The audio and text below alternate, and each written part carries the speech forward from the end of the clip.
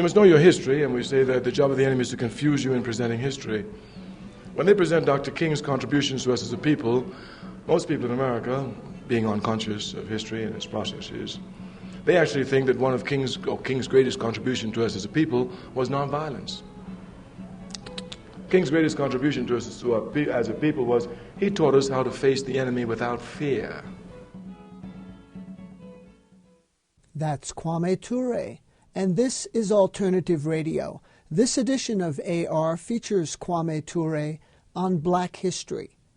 History is often written by the dominant group. Black history is refracted through the narrow lens of those who own the cameras. To some, African American leaders of the 1960s, people like Malcolm X, Huey P. Newton, Bobby Seale, Angela Davis, and Stokely Carmichael, were menacing ideologues. To others, they were icons in the struggle against white supremacy. Stokely Carmichael was born in Trinidad. His family moved to New York. He joined the civil rights movement in the early 1960s while still a student at Howard University. A hard-working field organizer and charismatic speaker, he became chair of SNCC, the Student Nonviolent Coordinating Committee. Impatient with the slowness of change, Carmichael sent shockwaves throughout the civil rights movement and the white establishment with his electrifying call for black power. What do you want? Everybody, what do you want? We want black power. We want black power. That's what we gonna get. He left SNCC in 1967 and became Prime Minister of the Black Panther Party. 2 years later, he moved to Guinea in West Africa. He changed his name in honor of his political heroes, Ahmed Sékou Touré of Guinea and Kwame Nkrumah of Ghana. From his new base, he advocated Pan-African unity through the All-African People's Revolutionary Party. Kwame Ture died at the age of 57 in November 1998.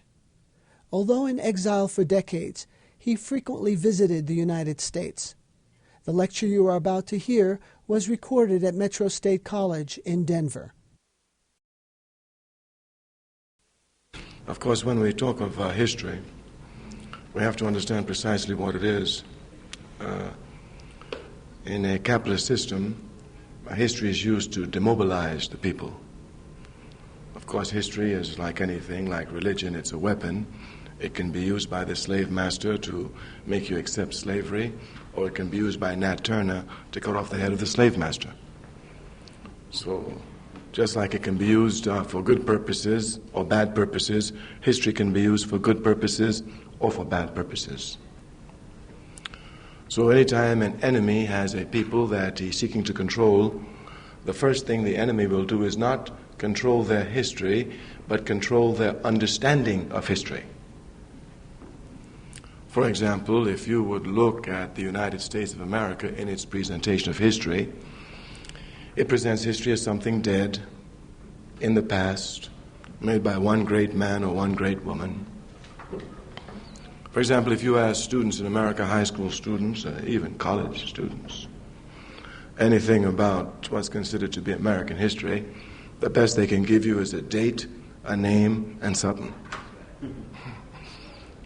I mean, you ask them about the American Revolution, tell you 1776, George Washington and Boston Tea Party or something like that. You ask them about the Civil War, they'll tell you, 1861, was it 62, 63, Jefferson, Lee, and Lincoln, yes, of course. Even of the 60s, Malcolm X, or maybe, but at least Martin Luther King. So when history is presented, it's presented as something dead, something in the past.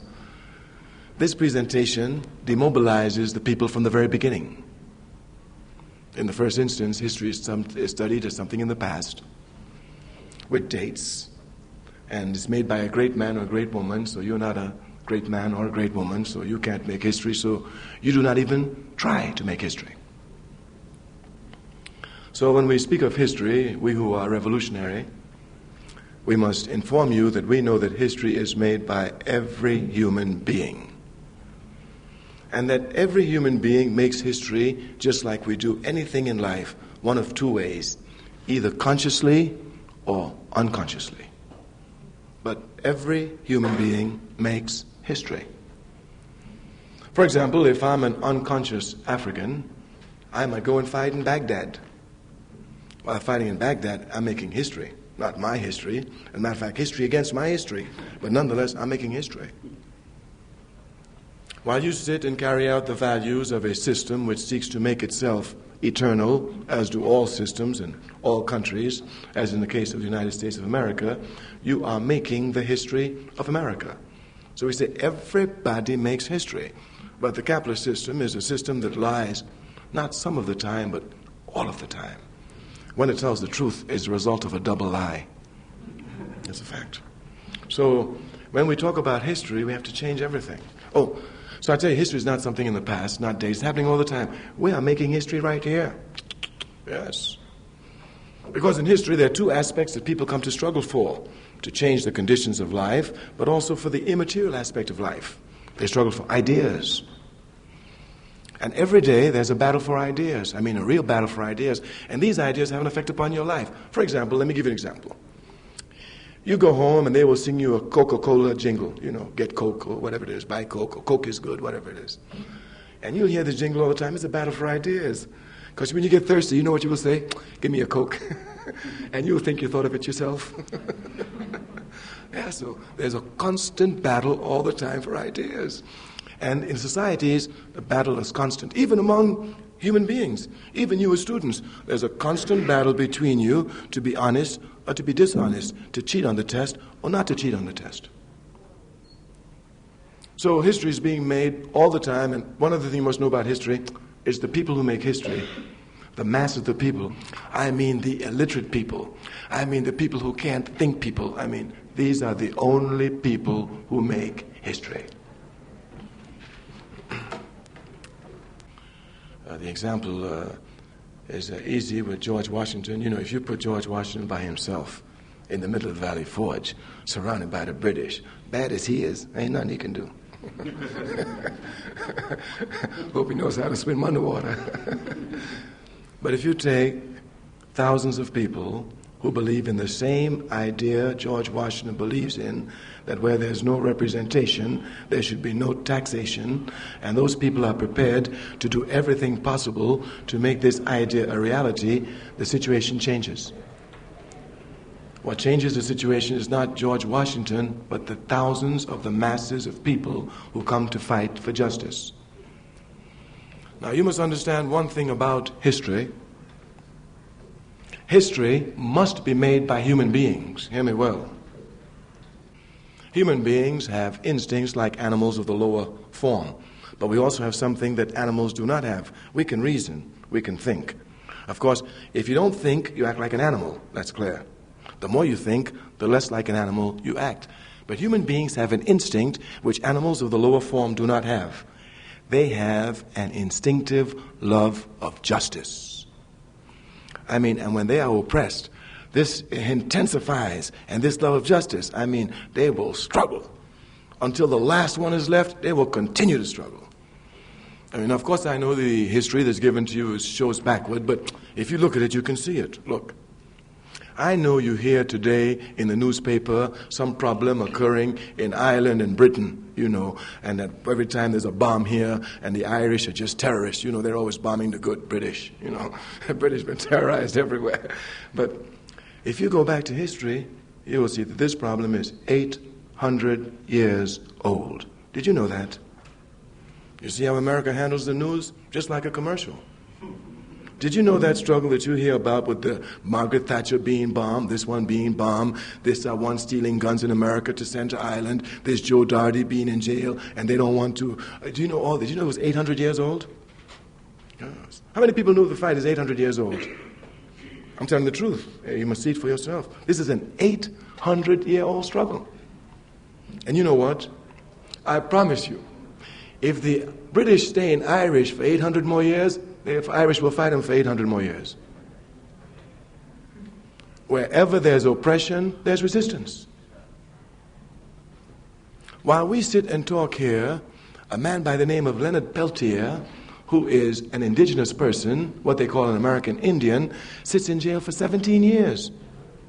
For 17 years. Martin Luther King's people came here as slaves, yet he was going to jail for his rights. So one thing you must know about the people, they will struggle for justice forever. Nothing will stop them.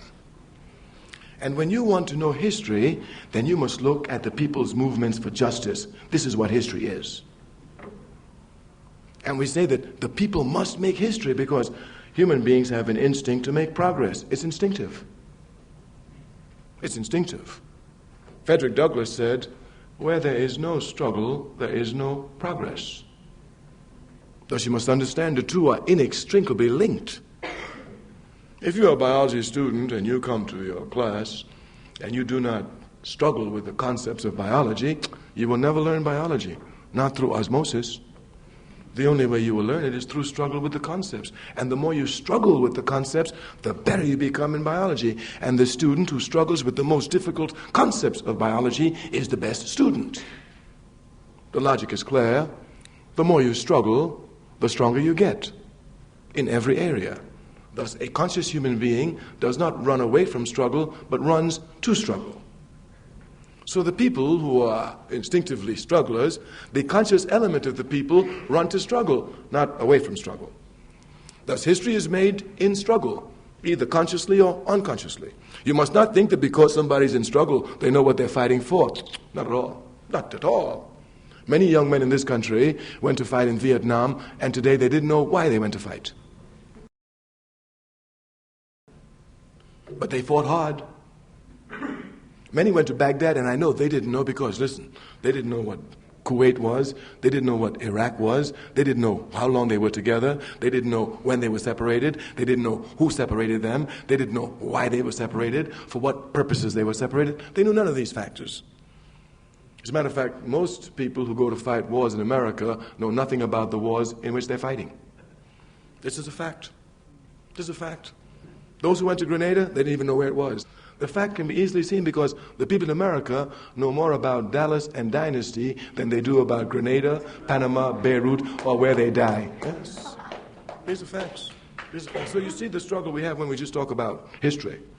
So we want to clear it up for you. History is made only by the people, not by the great. Listen, if one man could free the people and make history, I'd have done it a long time ago. So only the people make history. Now, in the history of a people who are oppressed, you must see it carefully. All societies have a tendency to go from smaller social aggregates to larger social aggregates, from the family to the clan, to the tribe, to the nation, to the continent. This is an evolutionary process. All societies have it innately. Africa has this. Africa wants to go from family to continent. And this is an evolutionary process. Africa was involved in this evolutionary process, but it was brutally interrupted by European imperialism in the form of slavery and colonialism. 300 million of African young and African strong were taken out of Africa and used for purposes other than building Africa or uniting Africa. At the same time, colonialism came to divide Africa. I mean, the French took a part, the British took a part, the Italians took a part, the Portuguese took a part. Everybody in Western Europe took a part except the Irish. That's why we should have the best relationships with the Irish if we properly understand history. Every nation in Western Europe oppressed Africa except Ireland. And the only reason Ireland didn't oppress Africa was because she was involved with a fight with Britain. And since Britain oppresses Africans, it makes sense for Africans to join hands with the Irish and fight Britain. You see, if you don't know your history, you'll be making the wrong set of history. I went to England in 1967, and I saw Africans in the British Army who were going to fight in Ireland. That makes no sense at all. But history is important. History is important. But we were saying Africa was developing this evolutionary process herself. Even Europe, is speaking of continental unity. So you can see this evolutionary process. But Africa's process was interrupted. Now, since the evolutionary process was interrupted, one must not think that the people in Africa have forgotten about Africa or the need for African unity. Not at all. We tell you, after all American imperialism have done to the native people in this country, they're still fighting. This Africa, which was her evolutionary path was interrupted, she still feels unity, and she will have unity. But since the evolutionary path to unity, to unification, was interrupted, the only way Africa can arrive at unity is through revolution. So you must understand, the call for revolution is not the call of the wild. It is a scientifically, historically determined call. Our movement to unity has been interrupted. This is an evolutionary movement. All people seek it. It has been interrupted in an evolutionary process. So consequently, this evolutionary process can no longer keep us unified. As a matter of fact, if you continue to try evolutionary process, you're helping the enemy. It is only a revolutionary process that will now come to unify Africa. Now you must understand one thing about making history: everything affects everything. Everything affects everything. So Africans, and let's understand me properly now, Africans everywhere in the world have a responsibility to Africa. As a matter of fact, the slogan, which has been said for centuries, is a correct slogan. Until Africa is free, no African anywhere in the world will ever be free. We said from the very beginning that the American capitalist system seeks to demobilize the people in giving them their history. We gave some examples. What it does to Africans in America is debilitating. I mean, it's debilitating.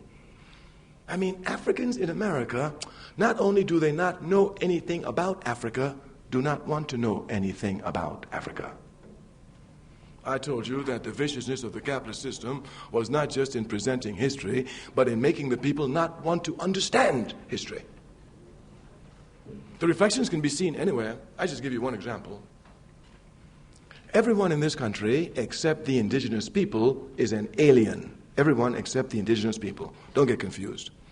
I saw Bush the other day talking about these aliens from Haiti. You're the biggest alien in the country. Give me a break. Come on. Everybody's an alien. These aliens come from two continents, Africa and Europe, speaking generally. Now listen to me carefully. Every European who got on a boat coming to America did so voluntarily. Every one of them. Even the indentured servants had a choice to stay in jail in Europe, become indentured servants in America, or not. And they chose. And every European who got on the boat coming to America thought that they were coming to a better, however they defined it, to a better life. All of them. Even so that you can look and see some were fleeing religious persecution. Some were fleeing economic exploitation. Some, we said, were fleeing jails. No African no African got on a slave ship voluntarily. And anyone who knows anything about the slave ship knows this is one of the worst holocausts that humanity has ever seen. Every African who got on that ship was dragged through one of the worst sea trips that humanity has seen. And today, after all they've done, built America with their sweat, they are still treated like dogs, shot in the streets. I mean, police whoop them and put it on television. Nobody does nothing about it. So if you just look now, let me tell you something. I know that all people are equal. I know that. Nobody will confuse me here. So if you look at equality, it seems to me that those people who voluntarily left their home and found a better life in America, however they defined it, should be happy and not even think too much about where they came from. And those people who were dragged out from their homes, went through hell, and are still living in hell, would be the first ones to be looking back at their homes. This seems only normal and logical to us. Yet it's the complete reverse. You ask someone of European abstraction in America, where did your grandparents come from? Oh, they came from Poland, and next summer I'm going back to the village where my grandfather came from. Where did your grandmother come from? Oh, my grandmother came from Finland, and I've been there, and we have family there. You ask an African born in America, where did your grandmother come from? Mississippi. And where did your great-grandmother come from? I think Mississippi too. And what about your great-great-grandmother? You don't know? I know. Yes, I know. Because Mother Africa is so strong that when she puts her stamp on you, 400 years of cold water, natanola, and frying your hair will never disguise you. No way. No way. It is evident that the Africans in America come from Africa. It is more evident than for any other alien group in the country. And they're the only ones who don't know where they come from. It's obviously they don't know where they come from, because once you know where you come from, you want to find out everything about where you come from. And they don't even want to find out where they come from. We say the presentation of history alone can demobilize the people completely. Just by this filthy, vicious system presenting history to our people, it has completely demobilized them. There are people without a past. They've done absolutely nothing. They have no hope. Whatever life comes is the best they can get in America, and that's all they have. They better like it. And they even become arrogant about it. Not only does the system make them stupid, it then makes them arrogant in their stupidity. Brother, you should, what God I can know about Africa? What's that going to do for me? Arrogant in their stupidity. So when we come to talk about history in America, just like everything, it's a fight. I mean, it's not just a fight to make your history, it's a fight even for you to understand your history. I gave you two glaring examples. I gave you one that occurs all the time. You hear about the struggle in Ireland all the time, and only 4 people in the classroom knew that this struggle is 800 years old. Yet you hear it every day. You go to school, you've been in college. You see how they treat you? They teach you nothing, and then they let you think you're intelligent. And now I give you an idea about Africa. Mm-hmm. And not only do Africans in America not know about Africa, white people in America don't know nothing about Africa. And Africa, everyone knows, is the civilization of all of humanity. I mean, everyone knows that. So I just give you examples of when they tell me come and talk about history in America, I said, wow, that's a fight there, Jack. I mean, so we have to fast tell you some things about, but listen, my job is, I'm not a teacher like they teach you at these bourgeois institutions. My job is not to come and give you information and then you regurgitate and I clap, oh, you said back what I said to you very well. That's not my job. My job is to inspire you to want to know something about the forces that control your life. All right, now. That's my job. You understand? So the success on me isn't what you regurgitate, but the success for me is what you put inside your head for yourself once I leave you. But let me tell you about this history thing now. The people must make history, so they must fight for their freedom. They must fight for their freedom, either consciously or unconsciously. So you must use history as a weapon to make you conscious. You must use history as a weapon to make you conscious. Let me give you some examples. Anyone who is not holding Africa in great respect in the world knows nothing of world history. World history. No, nothing of world civilization. World civilization. Not African history, not African civilization. Since Africa was the cradle of humanity, Africa has made contributions in every aspect of life. Thus, in any aspect of life that you examine, you will see Africa's contributions. Let me give you only one. I give you Africa's contributions in the area of religions. Now, you know, there's no society without religion, not one. Every society has religion, of course. These religions vary widely in form, you know, but they have the same fundamental purpose, to impose moral obligation on man and woman. That's their purpose. So, if you will look at Africa's contributions to world religions, they're overwhelming. I mean, in the first instance, Africa gave to the world monotheism, belief in one God. It was Africa that gave this to the world. And if you would take a look, you will see when Africa was practicing monotheism, belief in one God, you will see that nowhere else in the world was it being practiced. To the east of Africa, they were worshiping the sun. To the north of Africa, in Palestine, they were worshiping idols. And they would do so until the Prophet Muhammad, peace be upon his name, came in the 6th century AD to give them monotheism. Africa gave monotheism to the world, belief in one God. Do you know most Africans who are Christians, which is a monotheistic religion, don't even know this? Judaism, chronologically speaking, the first religion that preached monotheism, the first universal religion preaching belief in one God, was given to the world by Africa. Do you know that not only do Africans not know this, but non-Africans who are Jewish, of the Jewish religion, do not know this? The Bible tells you, if you don't know the color of Moses, you don't want to quibble about that. The Bible tells you that Moses married an Ethiopian woman by the name of Hannah. And the word Ethiopia is a Greek word. It means land of burnt faces. Sigmund Freud, in the last book he wrote entitled Moses and Monotheism, shows you himself that Moses was an African. It's in his book. That's a book they even hide from you. I'm telling you, it's terrible what they do to you. It's terrible. I mean, you got to want to know, and then you got to find out how to know. Yeah, but any man, any woman seeking the truth will always find it. Any man, any woman seeking the truth will always find it. Africa's contributions to Christianity were outstanding. When Jesus Christ, peace be upon his name, was in trouble, everybody was trying to kill him, it was Africa that gave him refuge. Nowhere else wanted to give it to him, only Africa.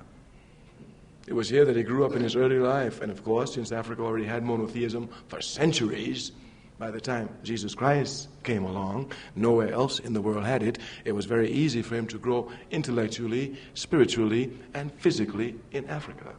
That's where he spent his youth. The first church in the world comes out of Africa. The first monastery in the world comes out of Africa. The very intellectual development of the church comes out of Alexandria, which is in Egypt, which still is in Africa. The first country mentioned in the Bible, Genesis 2, verse 13, is Ethiopia. Depending upon your version of the Bible, it might be spelled Cush, C-U-S-H, or Cush, K-U-S-H.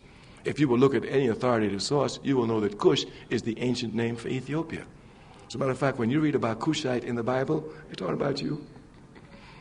Yeah. These are clear facts. This is your history. Because of the way the system teaches you history, you do not even make these connections. Chinese say if you make a mistake, and you know it's a mistake, and you don't correct the mistake, you've made your second mistake. If you will look at the life of Jesus Christ, peace be upon his name, if you will look at the history of Christianity, you will see that Jesus Christ, peace be upon his name, could be just about any color, but the one color he could never be is the color they always paint him, white. He never saw Europe. He never put his foot in it. All of the descriptions of him in the Bible are far from white, bronze, hair like a lamb's wool. I mean, every aspect of it. Every aspect of it.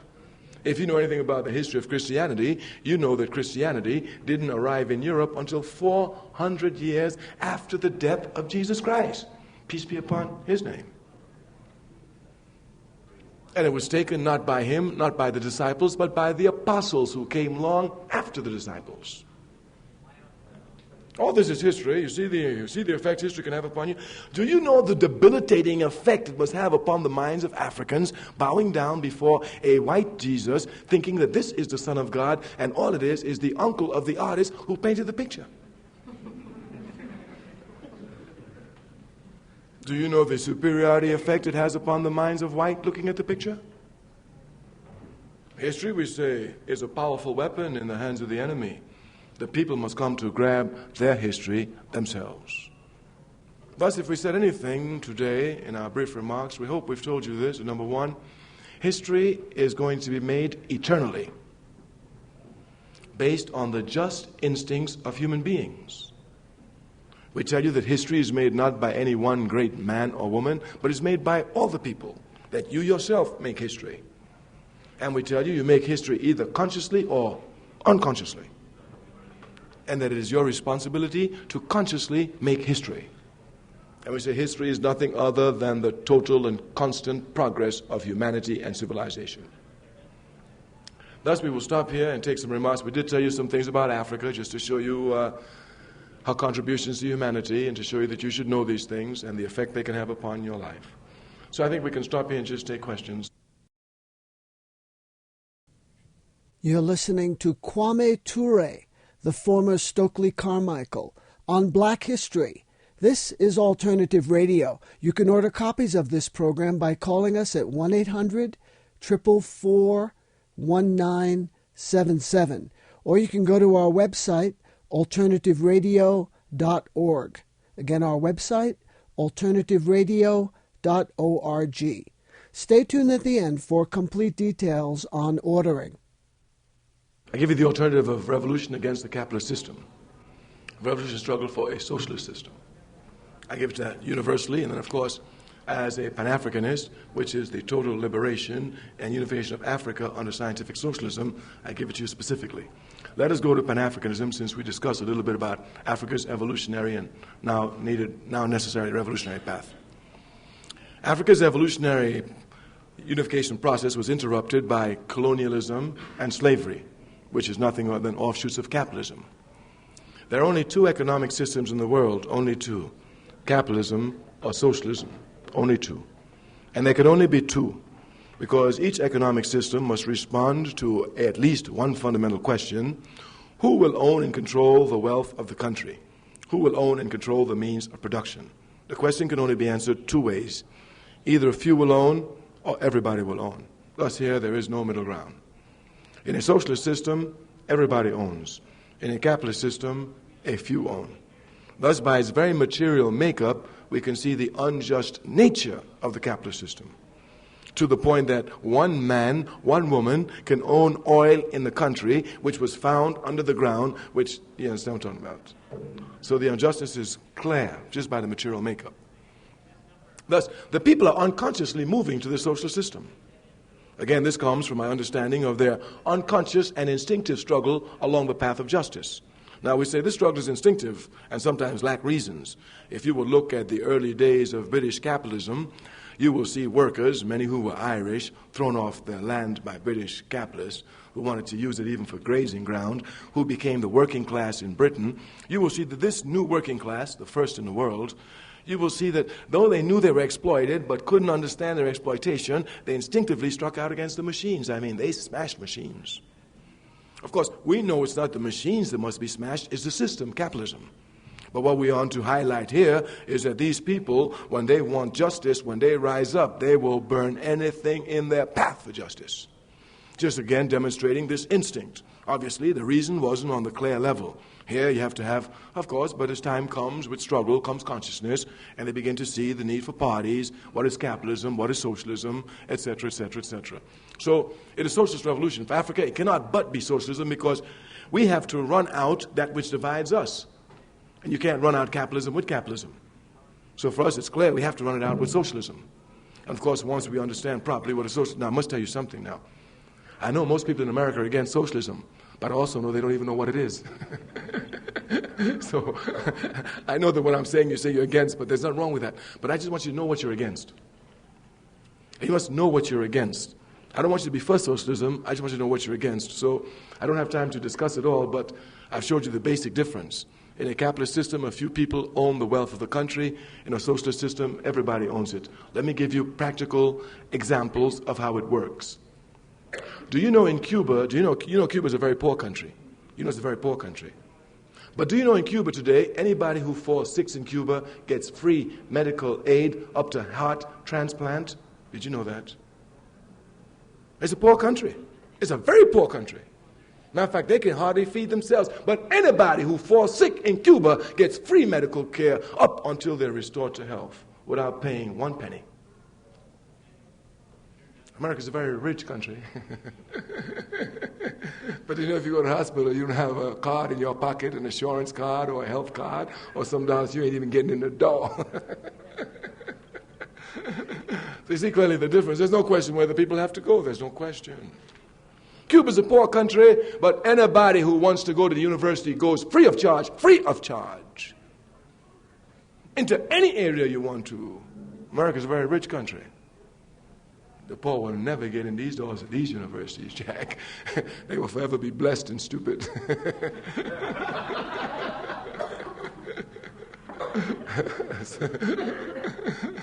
So we're offering alternative revolution.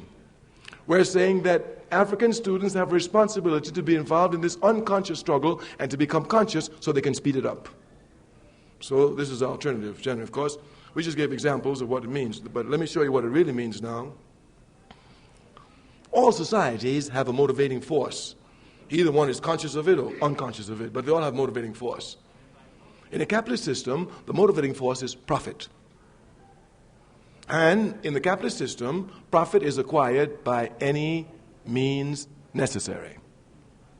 That's what I'm talking about. By any means necessary. I mean, you can do slavery, ain't nothing wrong with that, as long as you get the money. You can run drugs, ain't nothing wrong with it, as long as you get the money. You understand? By any means necessary. Now, this motivating force permeates the entire society. So much so that students even come to college just to make money. You understand it? So this motivating force is compelling here. I mean compelling. Now, in a socialist system, the objective here, since the material conditions exist, everybody owns everything, where nobody can exploit anybody, since the conditions exist, in a socialist state, the motivating force is service to humanity. So what that would mean is that when you come to the university here at Denver, you will not come here to get a master's and think about getting a job and security and a house. And that would not be your primary motivating reason for coming here. You see the homeless. You see the problems in the society. You see the sufferings in the society. Thus, you would be motivated to come here to acquire education to help eradicate these problems in the society. So here we've given it to you clearly in two areas, just generally. Of course, specifically, it is your task to find out how to do it, but I will tell you this. You can only do it in an organization that is fighting to accomplish these tasks. You can never do it by yourself. Never. I know Rambo and Superman exist. I know. I know. But that's only on television in Hollywood. In real life, no one person, only the people in an organized manner.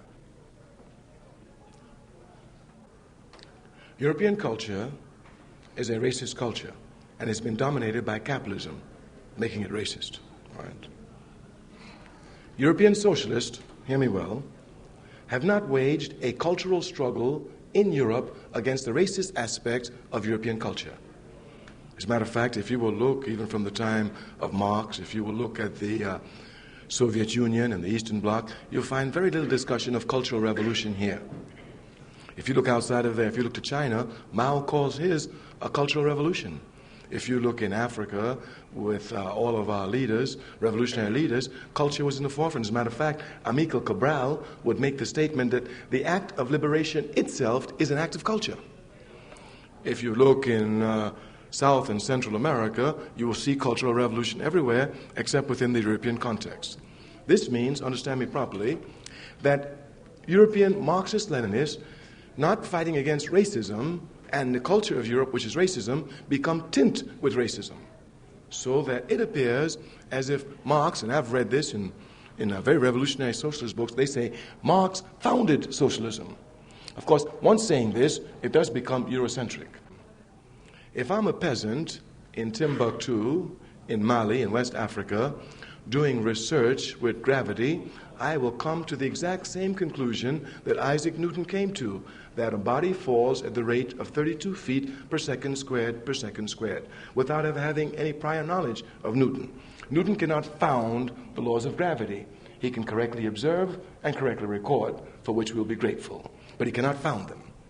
If I'm a peasant in Libya, in the Jamahariya, sitting there studying the relationship of capital to labor, I will come to the exact same conclusions that Karl Marx came to. Wherever capital seeks to dominate labor, there'll be a ceaseless, uncompromising struggle on the part of labor to crush capitalism and to dominate capital. This I can know. Marx's contribution to us was not socialism. Marx's contribution to humanity was in the area of dialectical materialism and historical materialism. Now, America will confuse the people. They talk about socialism, and they've never heard the word dialectical or historical materialism. And anyone knows you cannot know socialism unless you know dialectical materialism and historical materialism. I will show you how profoundly this is. I will take you to the 11th century, to Tunisia, where an African by the name of Ibn Khaldun, I-B-N-K-H-A-L-D-O-U-N, wrote. And if you will go to his books, and I'm sure they're to be found here in the library, and you will find direct relations. He speaks of things like surplus value, labor, power, origin of the state, origin of property in the exact terms. Now, we know that Marx did not read Khaldun. No. We're just trying to show the universality of the truth of socialism. So socialism does not belong to Marx, just like the laws of gravity does not belong to Newton. They belong to anybody who's doing research in this area. They'll come to the same conditions. The problem becomes even more compounded, for example, when they have a confusion between ideology and the objective socialism. I said in responding to the question that the ideology of the All-African People's Revolutionary Party was Nkrumahism-Tureism. I did not say Marxism-Leninism. In the past, they made it appear as if Marxism-Leninism was the only ideology to arrive at socialism. I knew that could not be, because your ideology must come from your culture. You know, Marxism comes from German idealist philosophy, Hegel, to whom Marx gave a material base.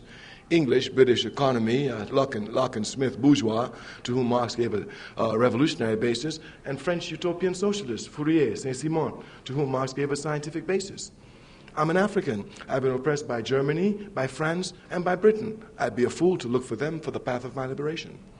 I have to look for it for myself, out of my own culture.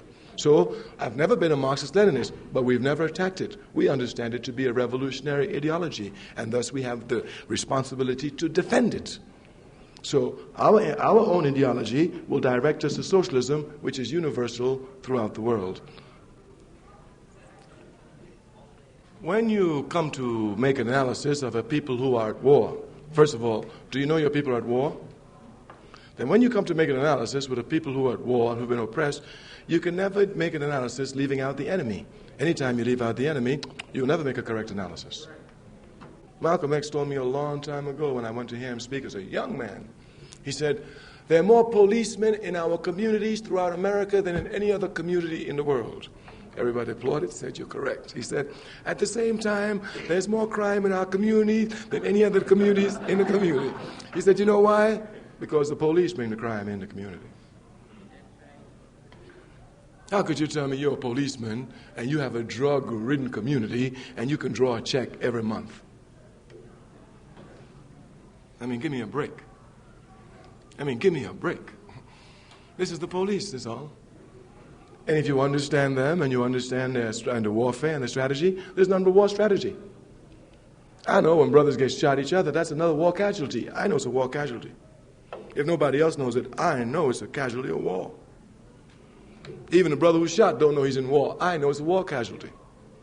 You understand? When I see a sister who's a prostitute, I know it's a war casualty. You understand? I know precisely who's to blame. So I understand precisely what the solution is. You understand? So this is just the enemy mounting pressure, but I say his mounting pressure only show our mounting consciousness, and no matter what it does, you can't stop him. Because these kids carrying Malcolm X going to mess with them. Because they think Malcolm X is going to be a fad, you understand? But Malcolm X was lumpen proletariat who transformed himself to be a sterling revolutionary. So these ain't nothing but Malcolm X's they got out there. Understand? All we have to do is to do our work and help the process through organization. That's all. So at least this plea of reparations is clear. As a matter of fact, if you will look in history, Africans in America are the only slaves who were freed without any compensation at all in all of world history. In all of world history. The only ones who were freed without compensation. As a matter of fact, Abraham Lincoln, so that's why one man makes history. He freed us and put us in debt the same day he freed us. And put us in debt the same day he freed us to the man we just worked for free of charge. It's real. Look at, you must look at things practically. When Abraham Lincoln issued the Emancipation Proclamation, it was the master who read it. That's right. So what happened was the master said, all right, you're all free. Stokely said, we is free? Yeah, you're free. He says, we can go? Oh, yeah, Stokely, you want to leave, you can go anywhere you want to go. Anyway. But you know, Stokely, he wants to get up out of there, Jack, you understand? But where's he going to eat? What is he going to pay for his food? When it's time to sleep, how will he pay to sleep? You understand? He freed us without a penny in our pockets. A good old white man. And you know what he did after he freed us? The same day, the white man said, oh, Stokely, I see you want to leave your club. Don't worry. And I'm a good white man. Go down to the plantation store. Credit what you need. At the end of picking cotton season, we'll straighten up. I get what belongs to me. You take what you want. You can leave. Do you know when I went to work in the South in the 1960s for SNCC, I found families who were there since slavery and they were still in debt. Freedom put us right into debt. So there's no question here that Reparations certainly has a legal basis. But we are revolutionaries, and while we understand the problem is economic, we know the solution is political. It calls for a clear look at the struggle of the African people. As a people, we have unity of action. What we lack is unity of thought. This unity of action is so profound that as jive as the students are who are before me,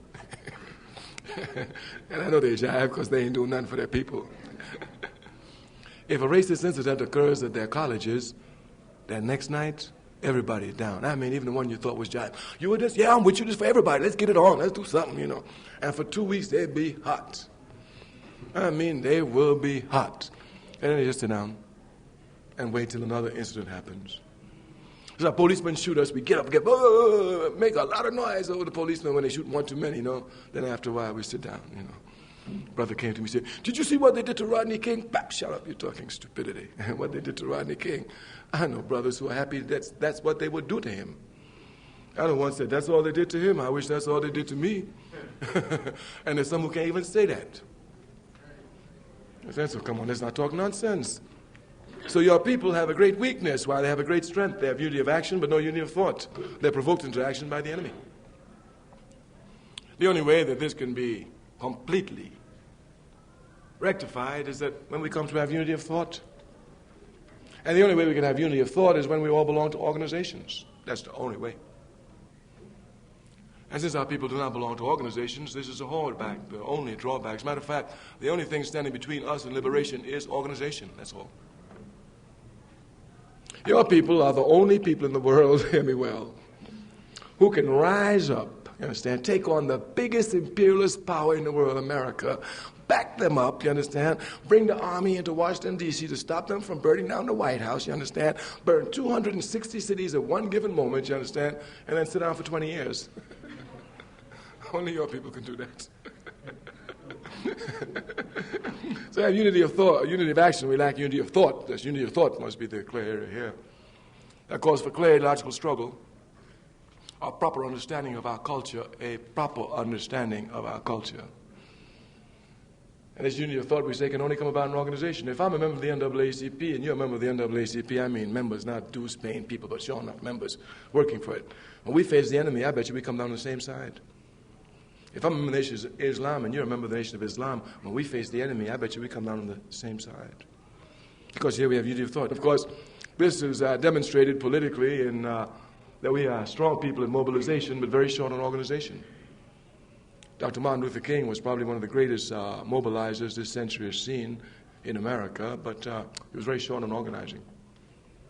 And we need organizing, not mobilizing. That's been done.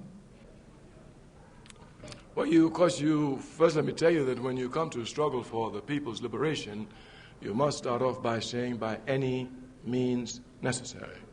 This must be done. If not, you will find yourself bounded into bind that Dr. Martin Luther King found himself in and that Comrade Nelson Mandela is finding themselves in, only because of their abhorrence of violence. We too abhor violence, but we don't allow this abhorrence to limit our thinking. You see? So when King could tell you, King would say, listen, when you fight for your freedom, hear me well, the only way you can fight for your freedom is by nonviolence. He says the only way. You understand? So if you can't win your freedom by nonviolence, you just got to wait. That's exactly what it means. But when you say by any means necessary, and people get confused, they pose Malcolm against King, but you don't pose Malcolm against King. Because King said only nonviolence. Malcolm said any means necessary. Malcolm said the ballot or the bullet. King said only the ballot. You see the difference. You must know your history, and we say that the job of the enemy is to confuse you in presenting history. When they present Dr. King's contributions to us as a people, most people in America, being unconscious of history and its processes, they actually think that one of King's greatest contribution to us as a people was nonviolence. King's greatest contribution to us as a people was he taught us how to face the enemy without fear. That's what King did. And he taught us how to face the enemy without fear non-violently. Once you've been taught how to face an enemy who has guns without guns, it don't take nothing for you to pick up a gun. That's a fact. Matter of fact, I used to joke with Dr. King all the time. Say, I said, Dr. King, it's you guys. What do you mean me? I said, well, you taught me how to face the man without a gun.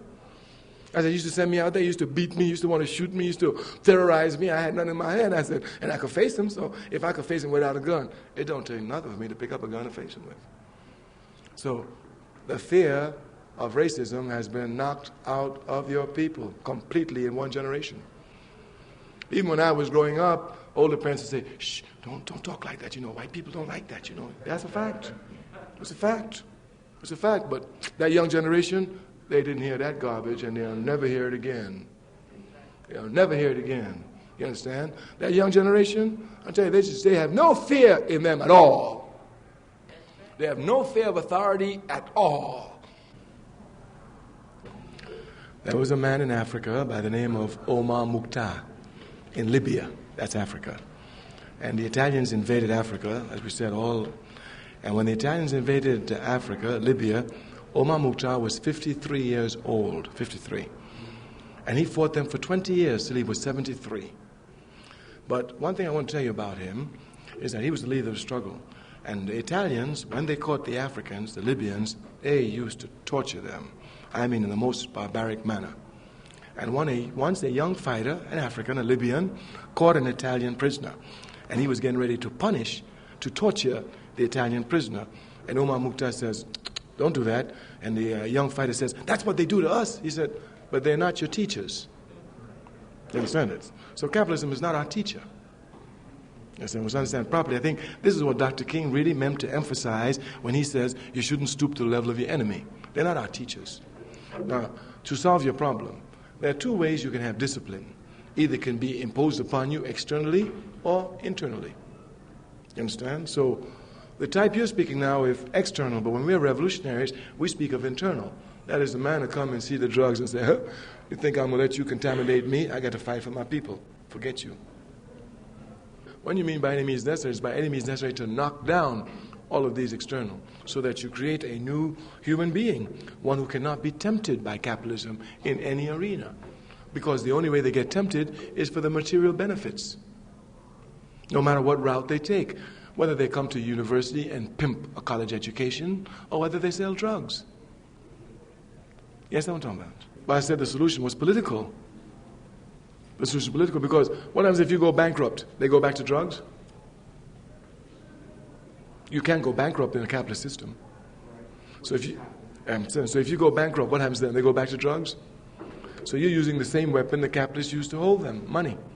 And you can't use money to hold them. You've got to hold them. The only thing that can hold them is their understanding of what their purpose in life is. So when you're not around them, whether they ain't got no money or not, they understand what their purpose in life is, you understand? And they understand that capitalism is trying to destroy them, make them irresponsible to their purpose in life. You have to fight it. Let me give you an example.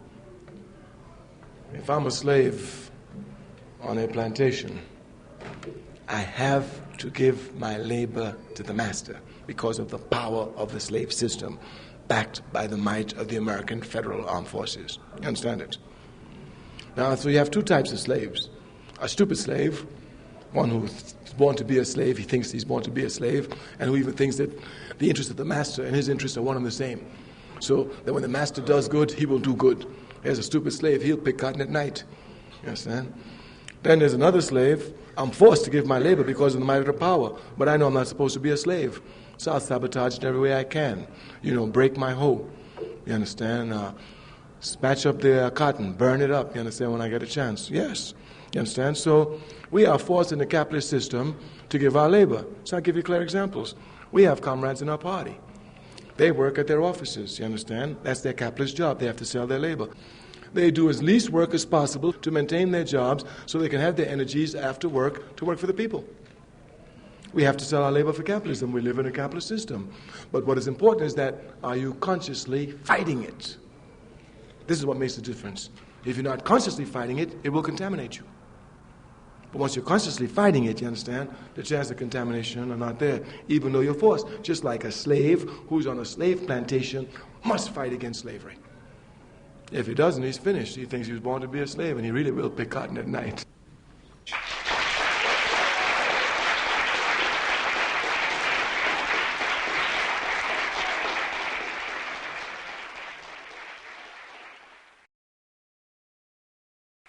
That was Kwame Ture on Black History. He spoke at Metro State College in Denver, Colorado. This alternative radio classic program was recorded in 1992. Kwame Ture, the former Stokely Carmichael, was a leading activist in the civil rights movement in the 1960s. He rocked the movement and the nation with his call for black power.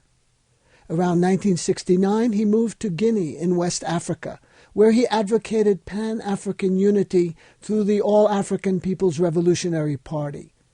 Kwame Ture died at the age of 57 in November 1998.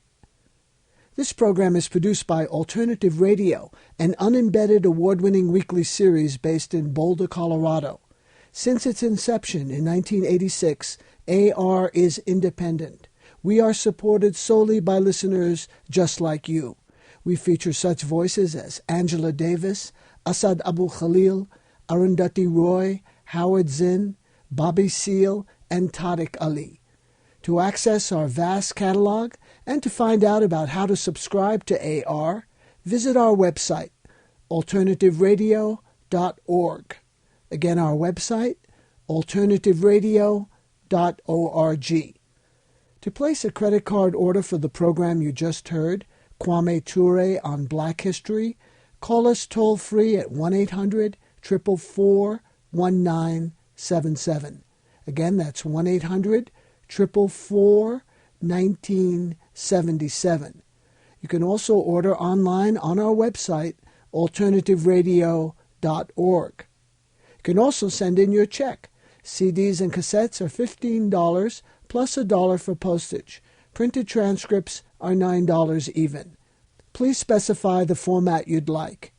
Our address, AR, P.O. Box 551, Boulder, Colorado, 80306. I'm David Barsamian. Thank you for listening.